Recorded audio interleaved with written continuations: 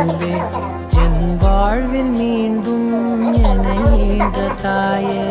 உன்னோடு இமையாய் சுகமான சுமையாய் சிறு கையில் ஏந்தி தாலாட்டுவேனே. காற்றோடு தலை கோதி நதியோடு தவழ்ந்து உயிரோடு உயிராக உறவாடும் அழகே. பனியோடு விளையாடி மலர் ஊஞ்சலாடி தரை வந்து தமிழ் பேசும் இரு கால் வெண்ணிலவே. சிறகாக உன்னை நான் ஏந்தி செல்வேன்.